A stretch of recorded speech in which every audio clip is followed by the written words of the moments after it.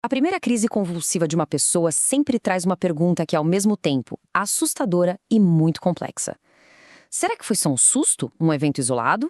Ou é o primeiro sinal de epilepsia? É exatamente essa jornada de decodificação que a gente vai explorar agora para encontrar essa resposta. Então, a grande questão é essa, né? Quando é que uma única crise já pode ser um sinal de epilepsia? Essa é a dúvida central, tanto para os médicos quanto, claro, para os pacientes. Porque, vamos combinar, uma crise convulsiva vira a vida de qualquer um de cabeça para baixo. Entender o que ela significa é o passo mais crucial de todos. Bom, e para a gente entender isso direitinho, vamos seguir um caminho. Primeiro, a diferença entre crise e epilepsia. Depois, a gente vê as pistas para um diagnóstico, vamos passar pela epilepsia no início da vida, na infância e adolescência e também na vida adulta. E por fim, por que o diagnóstico certo importa tanto? Então, vamos começar pelo básico, mas que é super importante. Entender a diferença fundamental entre o que é ter uma crise e o que é ter epilepsia. E aqui está o ponto principal, a chave de tudo. Pensa assim, uma crise é um evento, um raio que cai.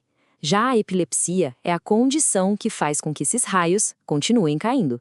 Ou seja, é um diagnóstico que mostra uma predisposição do cérebro para gerar essas crises de forma recorrente. E olha que interessante, uma mesma pessoa pode ter vários tipos diferentes de crise. Beleza. Mas como é que os médicos montam esse quebra-cabeça tão complexo? Vamos dar uma olhada agora nas pistas que eles usam para transformar uma simples suspeita em um diagnóstico de verdade. Basicamente, a investigação se apoia em 3 pistas clínicas que são essenciais. A primeira é o tipo ou os tipos de crise. A segunda é a idade em que tudo começou. E a terceira são os achados do exame neurológico. Sabe, não é uma coisa isolada, é a combinação desses 3 fatores que vai apontar o caminho para uma síndrome epiléptica específica. E essa questão da idade de início, gente, isso é uma pista fundamental. Muitas síndromes epiléticas são super específicas de certas fases da vida.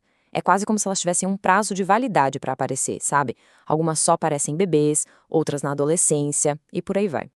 E não para por aí. Dentro de cada faixa de idade, a gente ainda consegue dividir as síndromes pela gravidade. De um lado, a gente tem as benignas, que estão ligadas a uma função neurológica normal e, em alguns casos, podem até desaparecer com o tempo. Já do outro lado, ficam as mais graves, que geralmente estão associadas a alguma disfunção neurológica. Ok, vamos ver como isso tudo funciona na prática então. E vamos começar bem do comecinho da vida.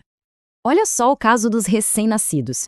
O leque de possibilidades é enorme. A gente pode ter desde condições genéticas que são benignas, até causas muito, muito graves, tipo uma lesão no cérebro por falta de oxigênio durante o parto ou alguma infecção. E é óbvio que o prognóstico aqui muda da água para o vinho, dependendo da causa. Avançando um pouquinho, na primeira infância, o cenário já muda. Começam a aparecer síndromes com nomes e sobrenomes bem definidos. E isso é super importante porque nomes como Síndrome de West ou Lennox-Gastaut não são só rótulos. Eles indicam padrões muito específicos e, infelizmente, prognósticos mais complicados que vão exigir tratamentos bem mais agressivos e especializados. Ok, agora vamos navegar pelos anos de crescimento olhando para a infância e a adolescência. Aqui, os padrões mudam de novo. Na infância, por exemplo, a gente vê uma luz no fim do túnel. Existem condições como a epilepsia de ausência, aquela em que a criança parece que desliga do mundo por alguns segundos, que muitas vezes simplesmente desaparecem com o tempo. Isso é um contraste gritante com as formas mais graves, que podem afetar desenvolvimento e precisam de um cuidado totalmente diferente. Já a adolescência, bom, ela traz outros desafios.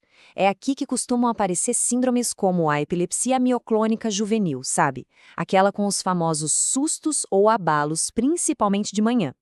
Para muita gente, esse é o começo de um tratamento que vai acompanhar pela vida adulta inteira, para conseguir manter as crises sob controle. E para fechar essa linha do tempo, vamos dar uma olhada no que acontece quando as crises resolvem aparecer pela primeira vez já na vida adulta. Quando uma crise acontece pela primeira vez num adulto, a investigação muda completamente o foco. A pergunta-chave deixa de ser que tipo de epilepsia é essa e passa a ser o que está causando isso. Muitas vezes a crise é só um sintoma, um alerta de que tem outra coisa acontecendo. Pode ser um AVC, um tumor ou até o efeito de algum medicamento. Certo. A gente passou por toda essa jornada investigativa, viu os tipos, as idades, mas afinal, por que é tão importante chegar a um diagnóstico preciso?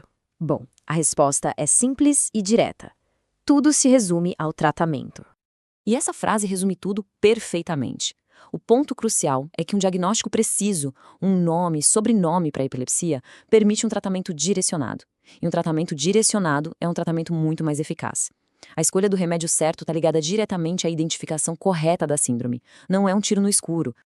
E claro, entender todo esse nível de detalhes, todas essas síndromes, essas nuances, é um desafio gigantesco, especialmente para quem é estudante de medicina e está se preparando para encarar o mundo real dos diagnósticos.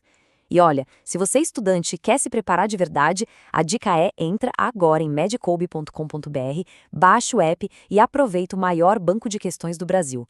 Lá tem provas anteriores de todas as instituições, questões comentadas, resumos bem práticos, aulas completas e até flashcards prontinhos para revisar onde quiser. Então, para a gente terminar, fica essa reflexão. Como que um diagnóstico preciso pode, de fato, mudar o curso da vida de uma pessoa? A gente viu que chegar nesse diagnóstico é uma jornada, e das complexas. Mas esse nome, essa síndrome, não é um fim. Pelo contrário, é o começo de tudo. É o primeiro passo para o tratamento certo, para o controle das crises e, o mais importante, para ter uma qualidade de vida muito melhor.